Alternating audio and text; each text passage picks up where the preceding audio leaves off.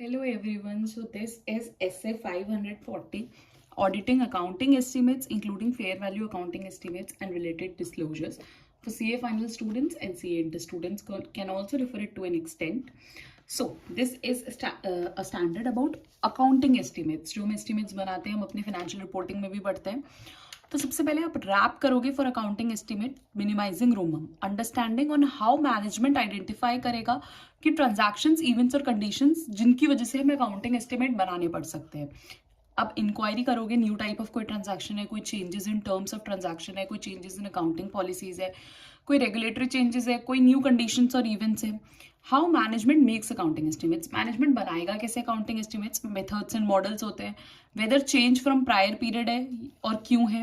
Weather management ने कोई expert use किया है कि नहीं. कोई रेलिवेंट कंट्रोल्स हैं, कोई एजम्पशंस है. Whether and now assessed effect of estimation uncertainty को के इफेक्ट को एस्टिमेट करेंगे. रिक्वायरमेंट ऑफ एफआरएफ रेलिवेंट होनी चाहिए अकाउंटिंग एस्टिमेट से. फिर रिस्पॉन्सेज टू असेस्ड रिस्क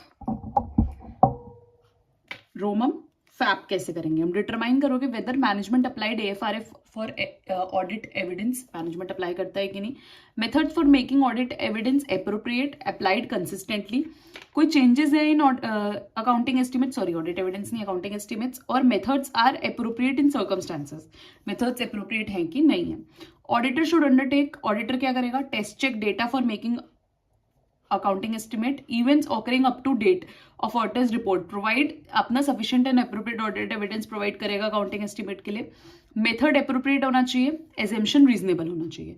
अब ये आपको मिलेगा कैसे. This can be achieved by testing control effectiveness. Control effectiveness test करोगे. Data on which और आपका अकाउंटिंग एस्टिमेट इज बेस्ड. जो डेटा है वो कार है कि नहीं, कंप्लीट है, एक्यूरेट है, रिलेवेंट है. आप कंसीडर करोगे source, relevance, reliability external data का. रिकैलकुलेट और रिव्यू करोगे इंफॉर्मेशन अबाउट अकाउंटिंग एस्टिमेट. ठीक.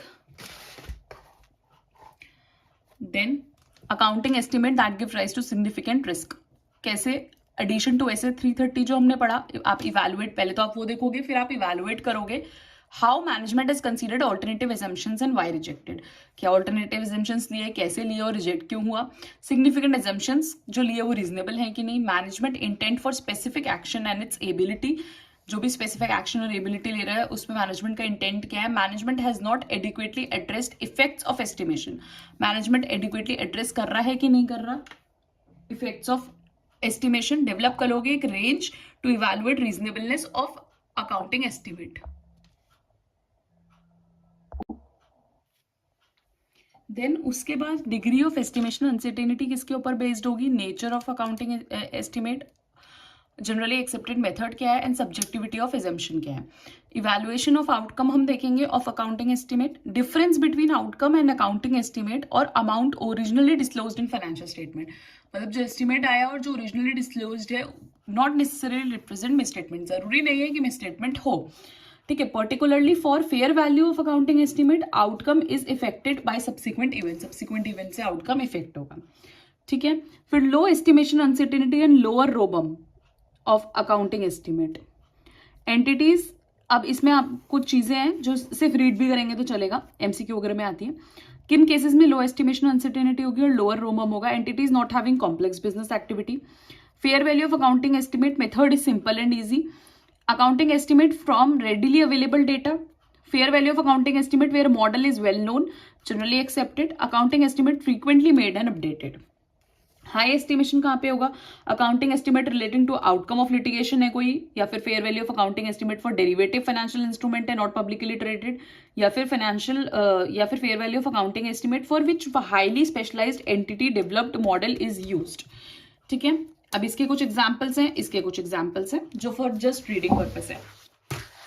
Then accounting estimate for prior period. अगर प्रायर पीरियड में कोई अकाउंटिंग एस्टिमेट था तो आप रीएस्टिमेशन करोगे to assess the ROMM. Current period में क्या रोमम है उसका. आउटकम ऑफ अकाउंटिंग एस्टिमेट अगर डिफर कर रहा है from accounting estimate recognised in prior period तो आपको क्या करना है. Effectiveness of management's prior period estimation process to जज likely effectiveness of current process. आप दोनों की इफेक्टिवनेस देखोगे. ऑडिट एविडेंस क्या है रीएस्टिमेशन के लिए, और ऑडिट एविडेंस मैटर करता है एज एस्टिमेशन अनसर्टेनिटी की सस्पेक्टेबिलिटी पे. आइडेंटिफाई करोगे situations that increase of audit evidence to possible management bias. Auditor's professional scepticism देखोगे एंटी ऑफ फैप के लिए. Review does not question judgments made in prior periods based on information available at the time. Review question तो नहीं कर रहे हैं जजमेंट. ठीक है. Disclosures related to accounting estimate है, तो आप sufficient and appropriate audit evidence देखोगे about disclosures. Accounting estimates having significant risk है. Disclosures of this estimation uncertainty है. Presentation of financial statement है, that includes disclosure. तो method and model of estimation देखोगे, changes in methods देखोगे, assumption used क्या है वो देखोगे, basis for selection of estimate देखोगे, sources of estimation uncertainty देखोगे. For accounting estimate having significant risk, even if disclosures are as per AFRF. अगर disclosures AFRF के as per हैं कि नहीं है, और auditor may conclude disclosures for estimation uncertainties inadequate. Auditor बोल सकता है कि ये inadequate है. रिटर्न रिप्रेजेंटेशंस लोगे किस चीज की, मैनेजमेंट और TCWG बिलीव कर रहा है significant assumptions used in making accounting estimates are reasonable. Documentation of accounting estimate, कैसे क्या क्या डॉक्यूमेंट करोगे, basis for conclusions for reasonableness of accounting estimate and disclosures giving rise to significant risk.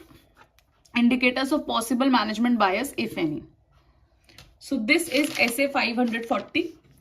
I hope you like it. If you like it, please like, share and subscribe. Thank you.